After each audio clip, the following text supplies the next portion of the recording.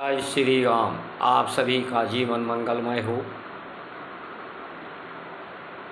लोग रामचरितमानस के द्वारा सीताराम का दर्शन करके, हनुमान जी का दर्शन करके, भोलेनाथ का दर्शन करके, वृंदावन में राधे कृष्ण का दर्शन करके और अन्य तीर्थों में दर्शन करने से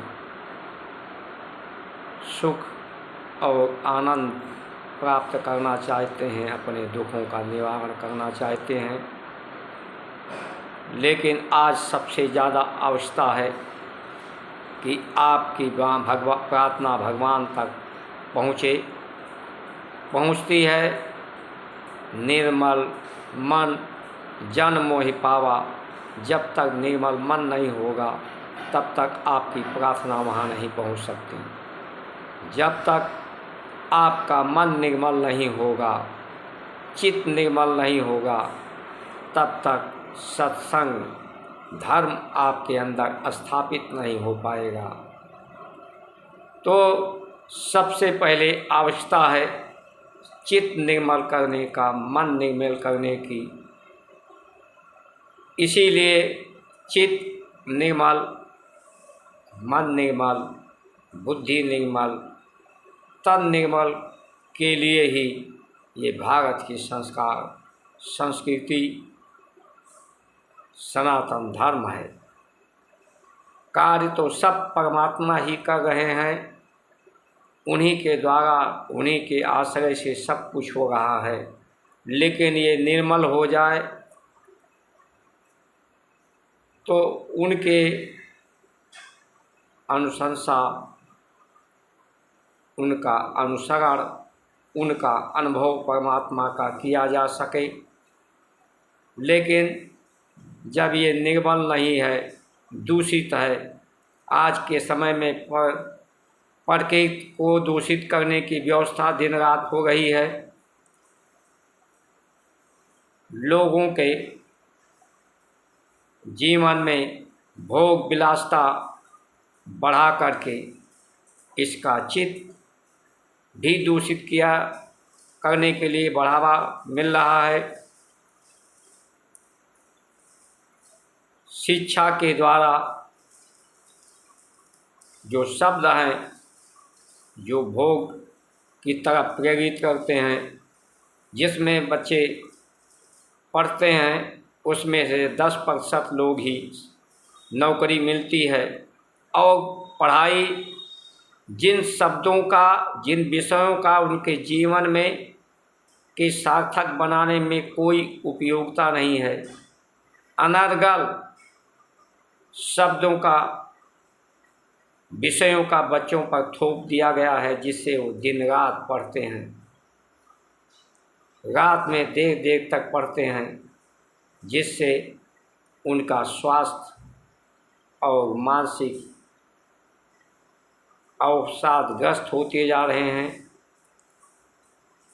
तो समस्याएं इस समय, जिसे हम समस्या समाधान के लिए राजनीतिक दलों को, नेताओं को चुनते हैं, प्रशासनिक अधिकारियों को, समस्याओं का समाधान न्यायिक अधिकारियों को, स्वास्थ्य सेवाओं को, सब समस्या के समाधान के लिए जनता जनार्दन टैक्स देती है। लेकिन आज के तारीख में ये सब समस्या का समाधान नहीं, समस्या ही पैदा कर रहे हैं। क्योंकि इसके निर्मल करने की बात नहीं हो रही है। निर्मल जब तक किसान प्रसन्न नहीं होगा, भारत की संस्कार, संस्कृति जमीन से पैदा होती है। किसान पैदा करता है संस्कार को, उसका बीज जो है वही विचार है, उसी विचारों के कारण ही मतभेद है। सबसे बड़ी समस्या यही है। और विभिन्न व्यवस्थाएं, जात पात, भाषा, लिंग के आधार पर जो हैं, जो समाज में भेदभाव करती हैं, अयोग्य व्यक्ति को पद प्राप्त कराती हैं, योग्य व्यक्ति को पदों पर पहुंचने से रोकती हैं। गरीब अमीर सभी जात में हैं। आर्थिक आधार पर जिसे ज़रूरत हो सहायता की उसे मिलनी चाहिए, लेकिन चारों तरफ अन्याय ही अन्याय है। जिसे न्याय करना चाहिए वही अन्याय को बढ़ावा दे रहा है। गौ माता को इसीलिए गौ कहा गया है माता कि वो उनके गोबर से और गोमूत्र से आज के समय में उससे जैविक खाद सरकार बनाए और ग्रीन ऊर्जा उससे उत्पत्ति हो सकती है। शहरों के गंदगी से जैविक खाद बन सकते हैं, जिससे खेती संस्कारित पवित्र हो जाए। अनावश्यक मुकदमों का भार बढ़ता जा रहा है। किसानों पर कर्ज पर जीएसटी लगाया जा रहा है, सेवा टैक्स लगाया जा रहा है। इससे बड़ा हैरानी की परेशानी की क्या बात है। अभी रियल टाइम खतौनी बनाई सरकार में अंश निर्धारण के लिए 70% अंश निर्धारण ही गलत हुआ है। दूसरे का ज़मीन का हिस्सा दूसरे पे चढ़ा दिया गया है। अभी वो बेच दे तो सबसे बड़ी समस्या देवरिया में जैसा हुआ ऐसा समस्या होने की सब जगह संभावना बन रही है।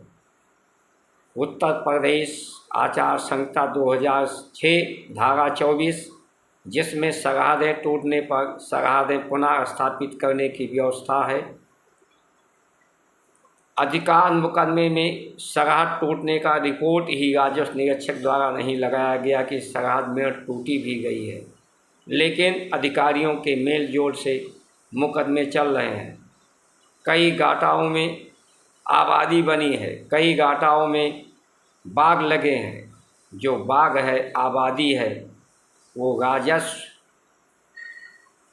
के पैमाइश से अलग है नियम के अनुसार, लेकिन नियम और उसकी धज्जियाँ उड़ाकर मुकदमों का अंबाग सिर्फ प्रशासनिक अधिकारियों द्वारा लगाया जा रहा है। क्योंकि राजनीतिक लोगों को तो 5 सालों में सिर्फ चुनाव लड़ना है, एक चुनाव के बाद दूसरा, दूसरे के बाद तीसरा, और शासन सत्ता प्राप्त करना है। उनके पास समय ही नहीं है कि औचक निरीक्षण करें कहाँ क्या हो रहा है, मुकदमे क्यों बढ़ रहे हैं, बीमारियां क्यों बढ़ रही हैं। बीमारियां भी बढ़ने का कारण जब व्यक्ति असंतुष्ट होता है, असंतोष होता है, विचार उसके दूषित होते हैं, तभी बीमार होता है। अन्याय भी तभी होता है। तो भारत के संस्कार संस्कृति के द्वारा सभी समस्याओं का समाधान अभी आयुर्वेद को बढ़ावा दिया जाए, जड़ी बूटियाँ पैदा की जाएं, तो भारत फिर से संसार में सबसे ज़्यादा आर्थिक रूप से सुसंपन्न हो जाएगा। क्योंकि बीमारियां पूरे विश्व में हैं और सभी का दवा भारत में आयुर्वेद में है। लेकिन सरकारें सिर्फ विदेशी सरकारों की पीठ लग्गू बनकर अपनी वाहवाही पीठ थपथमाने में लगी हैं और वहाँ की व्यवस्थाएं, अमेरिका की बाहरी व्यवस्थाएं भारत पर थोपने पे लगी हैं। भारत का धन विदेशों को लुटा रही हैं, सड़कें बनाकर उनका बाहर से निर्यात लेकर, जिससे वो हथियार खरीद रहे हैं, आतंकवाद को बढ़ा रहे हैं, विश्व युद्ध की तरफ प्रेरित कर रहे हैं। भारत अभी आयात बंद कर दे और देशों से, तो भारत के पास प्राकृतिक संपदा इतनी है कि जीवन ठीक ठाक ढंग से प्राकृतिक रूप से सबकी बढ़िया से चल जाएगी और पूरे विश्व में शांति हो जाएगी। लेकिन हमारे यहाँ की जो राजनीतिक दल हैं जो परमात्मा ने उन्हें दिया है उन्हें वो निरर्थक मान रहे हैं, और जो बाहर का कूड़ा करकट व्यवस्था है उन्हें वो सोना मान रहे हैं, उन्हीं को ढो ढो के यहाँ ला रहे हैं। जिनके हमारे महापुरुषों ने अपनी जान की आहुति देकर जिन व्यवस्थाओं को समाप्त करने के लिए, देश को आज़ाद कराने के लिए अपनी शहीदी दी, शहीद हुए, उनकी आत्मा को अपमानित कर रहे हैं, उन्हीं व्यवस्थाओं को ढो ढो कर लागू कर रहे हैं। इसलिए आप सभी महानुभाव जागृत हो जाइए। भारत संस्कार मंच यूट्यूब चैनल संचार क्रांति है, इसके साथ जुड़कर सनातन धर्म का उत्थान हो, उसके धर्म नीतियों के अनुसार व्यवस्था हो।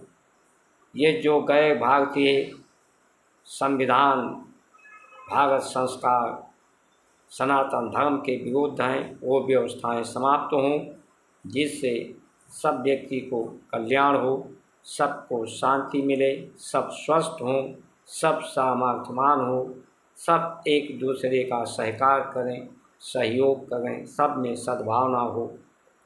ये पुनीत कार्य आप सभी लोग सिर्फ आधा घंटा 15 मिनट वीडियो देखकर इसे सब्सक्राइब, लाइक, शेयर करके पुण्य की भागी बन सकते हैं। जय जय श्री राम।